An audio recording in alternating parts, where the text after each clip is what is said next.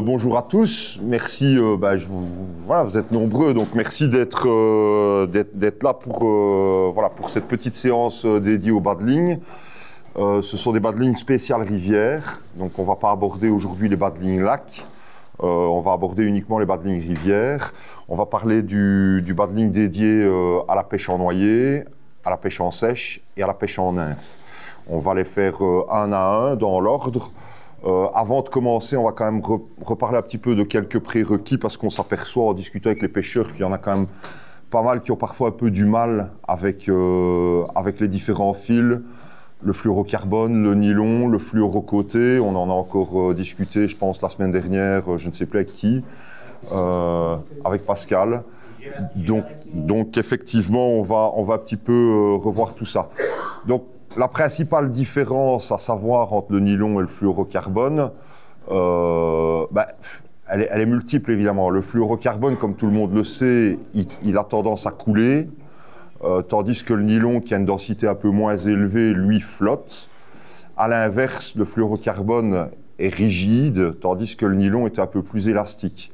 En termes de résistance à l'attraction, on va partir du principe que le nylon est un peu plus solide, mais par contre, il sera moins résistant à l'abrasion. D'accord ? Le fluorocarbone est aussi plus discret, puisque sa densité est proche de l'indice de réverbération de l'eau. Donc, on part du principe que une fois que le fluorocarbone est dans l'eau, en théorie, il est invisible, presque invisible. Moi personnellement, mais ça c'est un choix, je n'utilise plus que du fluorocarbone. Je n'utilise jamais plus de nylon, je n'en ai d'ailleurs plus dans mes boîtes. Je vais systématiquement utiliser du fluorocarbone. Même en sèche, on en reparlera tout à l'heure, j'expliquerai un petit peu comment ça fonctionne. Le fluorocoté, lui, c'est un mélange entre les deux en fait. C'est un nylon qui est recouvert de fluorocarbone. Donc pourquoi est-ce qu'ils ont fait ça ? Ils ont fait ça pour obtenir entre guillemets un peu les avantages des deux, donc on va avoir la résistance d'un nylon, mais avec une couche de fluorocarbone par-dessus qui va le rendre plus résistant à l'abrasion. J'en ai déjà utilisé aussi, ça fonctionne très bien, il n'y a pas de problème. Maintenant, il est un peu moins discret, il est un peu moins discret que le fluorocarbone à 100%. Ce qui est intéressant de savoir aussi, il faut en tenir compte, c'est que le fluorocarbone, par contre, est beaucoup plus cher que le nylon. Ça peut être aussi un argument principal quand vous choisissez vos bobines et que vous faites vos achats. Regardez toujours bien pour essayer de trouver des bobines qui sont justes en diamètre. Il y a des marques qui sont réputées pour avoir des diamètres qui ne sont pas corrects. Il y a d'autres marques qui sont un peu plus justes. Donc ça, je veux dire, c'est selon l'expérience de chacun, renseignez-vous. Pour choisir la marque qui vous convient et qui vous correspond le mieux. On va travailler aussi avec des queues de rat. Donc avant de parler des montages proprement dit, tu peux faire un petit zoom.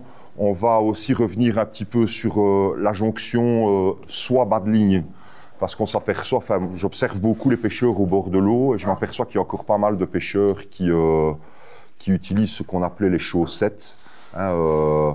Donc les chaussettes, c'est un petit peu révolu dans le sens où la chaussette, elle va un petit peu à l'encontre de ce qu'on cherche. On s'aperçoit au fil des années qu'on descend de plus en plus dans les diamètres de soie. Il y a 10-15 ans, en rivière, c'était le standard de pêcher en soie 5. Et puis maintenant, on pêche en soie 4, en soie 3. Donc on cherche la discrétion. Et au bout de cette soie, on vient mettre une grosse chaussette qui est tout sauf discrète, bien souvent. Donc maintenant, pareil, il existe des chaussettes plus fines que d'autres, qui sont plus discrètes que d'autres. Moi, personnellement, j'ai complètement abandonné ce système. Donc il existe des soies qui sont déjà, d'ailleurs la plupart des soies dans le commerce le sont, elles sont déjà bouclées, il y a déjà un loop au bout de la soie. Si ce n'est pas le cas, moi je vais simplement faire une petite boucle que je vais ligaturer avec une soie de montage, simplement. Je vais ligaturer ma boucle avec une soie de montage, puis je vais enduire légèrement la ligature avec une colle cyanoacrylate, genre Glu 3, pour obtenir juste une petite boucle. Et puis au bout de ma queue de rat ou au bout du nylon que je vais fixer ou du fluorocarbone que je vais fixer, je vais faire une micro-boucle et je vais faire le montage boucle dans boucle.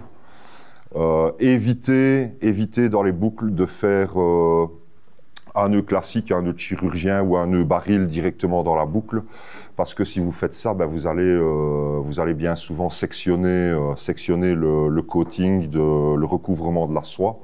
Donc privilégiez boucle dans boucle et ça va quand même préserver la boucle de votre soie un peu plus longtemps. Je ne dis pas qu'elle ne s'abîmera pas, mais quand elle s'abîme, moi quand je vois que ma boucle commence à être abîmée, ben, je coupe la pointe, je refais une boucle et je religature. Certains pêcheurs font aussi ce qu'on appelle le nœud à l'aiguille. Ils vont passer directement leur queue de rat dans l'âme de la soie et puis ils vont faire un nœud à l'extérieur. C'est vrai que c'est le montage le plus discret. Maintenant, quand vous êtes au bord de l'eau, si jamais malheureusement vous cassez votre queue de rat parce que vous vous accrochez dans un arbre ou quoi, ben, cette soie-là, elle a fini de pêcher, quoi. Elle peut retourner dans le sac jusqu'à fin de journée parce que vous ne saurez pas réparer. Voilà, ça, chacun va monter un petit peu comme il a envie. Moi, je privilégie boucle dans boucle. Ça se remplace facilement, ça se change facilement. C'est discret, opposé et c'est fiable. Enfin, moi, j'ai jamais lâché au niveau du nœud ou au niveau de la soie. D'accord ? On peut partir du principe que ça passe bien dans les anneaux avec l'aiguille, mais si le nœud est fait correctement, soignez vos nœuds, ça c'est aussi un détail important. Ne laissez pas dépasser trop de matière parce que ça va accrocher dans les anneaux. Il faut vraiment que le nœud soit fait le plus proprement possible pour éviter justement que ce nœud n'accroche dans les anneaux. Ok ? Alors on va commencer avec le bas de ligne qui est dédié à la pêche en noyer. Alors, c'est un bas de ligne il est assez simple. C'est le seul bas de ligne pour lequel j'utilise automatiquement une queue de rat en fluorocarbone que je pêche en noyer avec une soie totalement flottante, avec une soie à pointe plongeante comme c'est le cas ici, ou avec une soie totalement plongeante. Je vais systématiquement utiliser une queue de rat en fluorocarbone. Pourquoi est-ce que je n'utilise pas une queue de rat en nylon? Tout simplement parce que si vous pêchez en noyer avec une soie flottante, quand on pêche dans des petites eaux, si vous utilisez une queue de rat en nylon, cette queue de rat va forcément rester en surface. Et si vous pêchez avec des noyers très très peu lestés, voire pas lestés du tout, je pense au Jack Sedge, peu importe, toutes ces petites noyers très légères, elle va rester en surface en réalité, elle ne coulera pas. Tandis que si vous utilisez un bas de ligne, une queue de rat en fluorocarbone, cette queue de rat va légèrement descendre dans la couche de l'eau et va permettre à vos noyers quand même de nager soit au plus haut dans la pellicule, soit légèrement en dessous en fonction du lestage que vous allez choisir. Donc moi ce que je fais, c'est que je prends une queue de rat au départ de 9 pieds, d'accord ? Elle se termine en règle générale en 20 centièmes, en 3x, et je la raccourcis. Je la raccourcis pour avoir approximativement 1,50 m à 1,80 m. Donc choisissez bien une queue de rat. Bien souvent, le profil des queues de rat est indiqué dessus. Donc ici, par exemple, chez Varivas, je sais que le diamètre final de la queue de rat, qui est ici du 4x, donc du 18 centièmes, mais je sais que ce 18 centièmes, il couvre une longueur équivalente à 30% de la longueur de la queue de rat. Donc je sais que je peux recouper cette queue de rat d'une certaine longueur en n'augmentant pas son diamètre, parce qu'il y a certaines queues de rat qui sont vraiment coniques jusqu'à la pointe, et vous prenez une queue de rat qui va se terminer en 20 centièmes, si vous recoupez 50 ou 60 cm, du coup, vous n'êtes plus sur du 20 centièmes, vous êtes sur du 25 ou du 30. Donc regardez à ça, c'est important dans le choix de vos queues de rat, prendre une queue de rat avec un diamètre équivalent sur une certaine longueur en pointe, ça vous permet de la recouper. Donc ici, moi, c'est une queue de rat en fluorocarbone aussi de la marque Varivas. Je la recoupe pour avoir une longueur, grosso modo, je dirais 1,50 m, 1,80 m. Pourquoi est-ce que je la recoupe? Parce que si vous pêchez avec un train de 3 noyers et que vous ajoutez ce train de 3 noyers à une queue de rat qui va déjà mesurer 2,70 m, vous allez vous retrouver avec un bas de ligne complet qui va de la soie jusqu'à la pointe, qui va avoisiner les 4 mètres, les 5 mètres. Et s'il y a un peu du vent, que vous pêchez avec des petites noyées, enfin, ça va être assez galère et vous allez faire rapidement des nœuds. Donc voilà, moi je raccourcis un peu cette queue de rat. Au bout de la queue de rat, je fixe un micro-ring. D'accord? Donc les micro-rings, vous en trouvez dans le commerce de tous les diamètres. On en reparlera notamment pour le bas de ligne en sèche. Ici, comme on va pêcher en noyer, à diamètre standard, même un micro-ring relativement imposant va même faciliter, je vais dire, la descente de la pointe. Je fixe mon micro-ring au bout de cette queue de rat. Si vous êtes attentif et que vous êtes soigneux, la queue de rat, elle va rester, enfin, elle va durer toute la saison. Ici, c'est une queue de rat que j'ai fixée l'année dernière. Elle est encore bonne et elle pêchera encore cette saison-ci. C'est aussi une des raisons pour lesquelles je prends une queue de rat qui se termine en 20 centièmes. Parce que si vous pêchez avec une queue de rat qui se termine en 18, en 16, en 14, ben, c'est plus de risque de casser la queue de rat. Tandis que quand elle se termine en 20 centièmes, la queue... Oui, c'est une Varivasse en fluorocarbone. Je n'ai malheureusement plus de paquet ici, mais voilà, c'est parce que moi j'utilise les Varivasses, mais vous en trouverez dans n'importe quelle marque en fluorocarbone. Je ne me trompe pas, la couleur des paquets fluorocarbone, ce sont les rouges. Rouge Bordeaux, ouais. Voilà. Alors, au bout de cette queue de rat-là, ben, je vais faire ma pointe. La pointe, j'utilise pas de diamètre dégressif. Du micro-ring, à partir du micro-ring, je vais utiliser le même diamètre de fil pour toute ma pointe. Que je mette une potence, deux potences ou pas de potence, parce que le montage en réalité est le même pour le streamer. Donc si je pêche au streamer, ben, je vais me contenter de fixer un morceau de grosso modo 80 cm à 1 mètre dans le diamètre que je vais sélectionner. En général, au streamer, je vais prendre un diamètre un peu plus gros, je vais pêcher en 18 ou voire en 20, comme on en parlait tout à l'heure si on pêche sur des gros poissons. Si je pêche en noyer, je vais descendre un peu plus bas. Donc bien souvent en noyer, je vais pêcher en 14 centièmes. Donc je vais simplement prendre un morceau, voilà. J'essaye de faire mon premier morceau pas trop court. Voilà. Donc je vais prendre un morceau approximativement d'un petit mètre. Ça va, je vais simplement... Pourquoi est-ce que je prends un premier morceau pas trop court?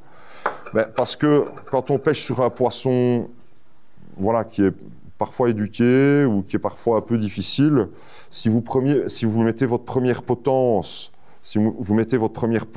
trop près du micro-ring, moi je vois parfois des premières potences qui sont à 30 cm du micro-ring, ben, le micro-ring il peut avoir un effet un peu pervers, c'est que on a parfois affaire à des poissons soit qui vont sentir le piège en voyant le micro-ring, ou à l'inverse, je suis sûr que c'est déjà arrivé à certains, des poissons qui vont monter sur le micro-ring et qui prennent le micro-ring. Donc, j'essaye de maintenir une certaine distance entre le micro-ring et la première potence. Donc, je fais mon nœud ici, c'est un simple nœud de chirurgien. Voilà. Hop. Donc, j'ai mon premier morceau ici, hein, avec cette longueur-ci. Je fais un nœud de chirurgien sur mon micro-ring, sans problème. Et puis, je vais mettre entre ma mouche ici, on va faire un bas de ligne à 2, hein, on va en mettre 2. Donc une potence et une pointe. Pareil, de nouveau, plus ou moins 80 cm à 1 mètre entre les deux. Alors cette longueur peut changer, hein, cette longueur peut varier. De toute façon, voilà, moi, en étant compétiteur, ben, le règlement dit qu'il doit y avoir minimum 50 cm entre les mouches. Donc on ne peut pas, je ne pourrais pas, par exemple, faire une pointe de 30 cm et avoir ma mouche de pointe à 30 cm de celle de potence. Donc il faut au minimum 50 cm. On peut parfois mettre plus, justement, si on a affaire à des poissons assez méfiants, assez éduqués. On aura tendance, justement, à un petit peu espacer ces deux mouches. Donc pareil, je fais mon nœud de chirurgien. Alors pourquoi est-ce que je privilégie le nœud de chirurgien? Ben, je vais faire le nœud de chirurgien, voilà, on peut zoomer. En faisant le nœud de chirurgien, je vais utiliser le morceau, pour faire la potence, je vais utiliser le morceau qui vient du dessus. Et donc ce fil-là, en fait, quand le poisson va prendre sur la potence, ce fil-là va être dans le même axe que le haut du bas de ligne. Donc parfois certains ont tendance à privilégier un nœud où on va se retrouver avec une potence qui est parfaitement à angle droit par rapport au bas de ligne. Alors c'est vrai que quand on va privilégier ces potences à angle droit, on va limiter le phénomène d'enroulement de la potence autour de la pointe. Mais par contre, quand le poisson va prendre sur la potence, on va former un angle de 90 degrés, on ne va pas tirer dans l'axe du nœud, on va tirer à 90 degrés du nœud. Et donc, quand on pêche avec des diamètres fins, c'est un point potentiel de rupture. Tandis qu'en faisant le nœud baril, ben, je tire exactement dans le même axe que le bas de ligne. Et donc, le nœud est à pleine résistance, il n'est pas déforcé. Donc voilà, n'hésitez pas quand vous faites, voilà, ici par exemple, j'ai fait la potence un peu courte. Maintenant, privilégiez des potences d'une quinzaine de centimètres. Entre 10 et 15 cm. Si vous faites votre potence trop courte et que vous décidez de changer de modèle régulièrement, ben, vous allez pouvoir changer une fois ou deux et puis vous allez vous retrouver avec une toute petite potence et il va falloir refaire le montage. Donc moi j'essaye de faire une potence qui fait entre 10 et 15 cm et qui va me permettre de changer de mouche au moins 3 ou 4 fois avant de devoir refaire le montage. D'accord ? Au niveau du choix des noyers, ben ça, évidemment, c'est un autre débat. Chacun utilisera les noyers qu'il affectionne et dans lesquels il croit et avec lesquels il a déjà pris du poisson. Moi, en règle générale, j'utilise toujours le même train de noyer. Quand je pêche à 3 noyers, je mets une oreille de lièvre en pointe, lestée, légèrement lestée. Et puis, au-dessus de la pointe, je vais mettre... bien souvent une red tag ou enfin quelque chose comme ça, une nymphe, enfin une noyée pardon, noire avec un petit tag rouge. Et puis au-dessus, sur la deuxième potence, je vais privilégier la plus petite. Bien souvent, je mets un Jack Sedge qui n'est absolument pas lesté et qui va nager vraiment très très près de la surface. Et je me retrouve du coup avec un train de noyer qui est vraiment... en diagonale, je vais dire, avec la pointe qui va nager à une certaine profondeur, l'intermédiaire qui va nager un peu plus haut, et la sauteuse, enfin la dernière sauteuse qui va, elle, nager presque au-dessus de la surface. Voilà. Quand vous commencez la saison, on va pêcher bien souvent, on va pêcher dans des eaux qui sont un peu chargées, qui sont un peu teintées. On va aussi pêcher sur des poissons qui ont été moins sollicités, puisqu'ils sortent de l'hiver et ils n'ont pas été pêchés. Vous pouvez monter en diamètre jusque 16 ou 18, hein, si ça peut vous mettre en confiance. Il n'y a pas de souci. Maintenant, quand la saison va avancer et que les eaux vont commencer à diminuer et de débit et s'éclaircir et qu'on va pêcher des poissons plus sollicités, n'hésitez pas à descendre. C'est une erreur de croire qu'en noyer, on peut pêcher toute la saison en 18 centièmes. Quand vous allez arriver dans certaines eaux très claires et sur des poissons éduqués, même si vous faites, comme c'est le cas ici, une ligne complète en fluorocarbone, il faut descendre en diamètre. Il faut vraiment descendre en diamètre. Donc en fin de saison, moi je descends en 14 et même parfois en 12. Donc là, ça nécessite évidemment de pêcher avec des soies très fines et des cannes très souples. Parce qu'en 12 centièmes, il faut vraiment essayer de pouvoir amortir la touche au maximum, parce que si c'est un gros poisson qui vient taper, voilà, le risque de casse est vraiment important. Mais c'est toujours un choix, évidemment. Plus vous allez descendre en diamètre, plus vous allez augmenter votre nombre de touches potentielles, mais plus vous allez augmenter votre risque de casse. Si vous pêchez avec un plus gros diamètre, vous allez réduire le nombre de touches, parce que les poissons les plus méfiants ne prendront pas. Mais par contre, une fois que vous avez pris, vous allez augmenter vos chances de mettre le poisson à l'épuisette parce que vous pêchez avec du fil plus robuste. Il y a vraiment un juste milieu à trouver en fonction de votre niveau de pêche, en fonction de la densité de poisson, en fonction du fait de pêcher des poissons qui sont fortement sollicités ou pas. Donc voilà. Ici, donc, une potence, une pointe. Si j'avais voulu mettre une deuxième potence, je reprolongeais le montage voilà, je rallongeais peut-être un peu ma pointe au moins de la longueur de ma potence, et puis je mettais ma pointe derrière, Et je pêchais à 3 noyés. Dans un premier temps, pour ceux qui n'ont pas l'habitude, je conseille vraiment de pêcher uniquement à 2 noyés. Et puis seulement quand vous avez l'habitude et que voilà, vous vous sentez à l'aise, vous pouvez passer à 3 noyés. Ça va? Il y a des questions sur les montages de noyés, sur le bas de ligne noyé? En deux noyés, tu conseillerais quoi? Comment? En pêche avec 2 noyés, tu conseillerais quoi? Toujours des noyés, des valeurs sûres. Des noyés, moi, si je ne devais utiliser que 2 noyés, j'utiliserais une oreille de lièvre. Une oreille de lièvre casquée avec soit une bille or et un petit spot orange derrière la bille, soit une bille orange directement. C'est bien souvent une noyée qui fait partie de tous les trains de mouches. Enfin, on a tous nos montages et puis finalement, quand on regarde les montages de chacun, on s'aperçoit qu'on a tous plus ou moins cette noyée-là sur le bas de ligne. Et en deuxième, ben, comme je vais utiliser une noyée claire en oreille de lièvre naturelle, en deuxième, j'aurais tendance à mettre une plus foncée, donc une noire. Ça peut être une red tag, ça peut être une noire naturelle, hein, je ne retombe plus sur le nom. Ah ouais, voilà, une black pennel par exemple. Les noyés aussi, c'est un détail important. Je vois parfois des noyés qui ressemblent plus à des streamers qu'autre chose. N'hésitez pas à descendre en taille. En taille d'hameçon et faire des petites noyées. Pas d'autres questions sur les noyés? Donc voilà. Privilégier, voilà, moi quand vous allez pêcher en noyer, moi j'ai toujours mes 3 soies avec. Une flottante, ben, de toute façon la flottante, ça vous allez l'utiliser en été, uniquement en été.